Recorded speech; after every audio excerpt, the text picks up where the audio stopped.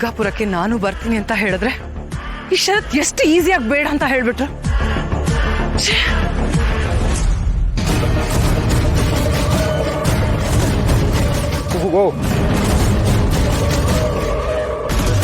It's okay, it happens. ಕೆಲವೊಂದ್ಸಲಿ ಕೋಪ ಯಾರ ಮೇಲೆ ಇರುತ್ತಲ್ಲ ಅವ್ರ ಮೇಲೆ ತೋರಿಸ್ಕೊಳಕ್ ಆಗದೆ ಇದ್ದಾಗ ಹೀಗೆ ಮಾಡ್ಬೇಕಾಗತ್ತೆ. ತರುಣ್, ಯಾರ ಹತ್ರ ಮಾತಾಡ್ತಿದ್ಯಾ ಅಂತ ಗೊತ್ತಿದ್ಯಾ ನಿನ್ಗೆ? ಕೂಲ್ ಕೂಲ್ ಮಾಯಾ. ಆಕ್ಚುಲಿ ನಾನು ಅದೇ ಕೇಳಬೇಕು ಅನ್ಕೊಂಡಿದ್ದೆ. ನಾನು ಯಾರ ಹತ್ರ ಮಾತಾಡ್ತಿದ್ದೀನಿ? ನೀನೇ ಈ ಫ್ಯಾಮಿಲಿ ಸೇರಿದವಳ? Just stop it. ಅರೇ ಮಾಯಾ, ನೀನ್ ದುರ್ಗಾಪುರಕ್ಕೆ ಹೋಗಕ್ ಆಗ್ಲಿಲ್ಲ ಅಂತ ಇಷ್ಟು ಕೋಪ ಮಾಡ್ಕೊಂತಿದ್ಯಾ ನಿಜ. ಬಟ್ ನೀನೇ ಕೂಲಾಗಿ ಕೂತ್ಕೊಂಡು ಒಂದ್ಸಲಿ ಯೋಚನೆ ಮಾಡು. ಹೋದಲ್ಲ ನೀನನ್ನು ಯಾಕೆ ಕರ್ಕೊಂಡು ಹೋಗ್ಬೇಕು? ನೀನೇ ಈ ಫ್ಯಾಮಿಲಿಗೆ ಸೇರಿದವಳ?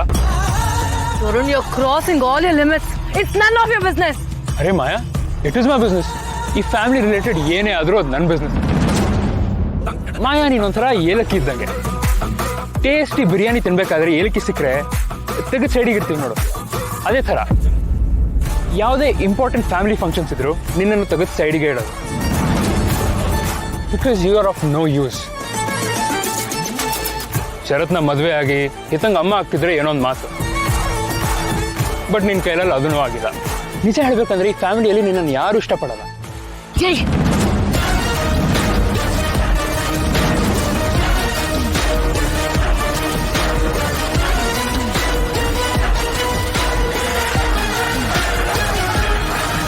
ಮೇ ಬಿ ನೀನೊಂದು ಮಾತು ಮರ್ತಿದ್ಯಾ. No problem, I will remind you.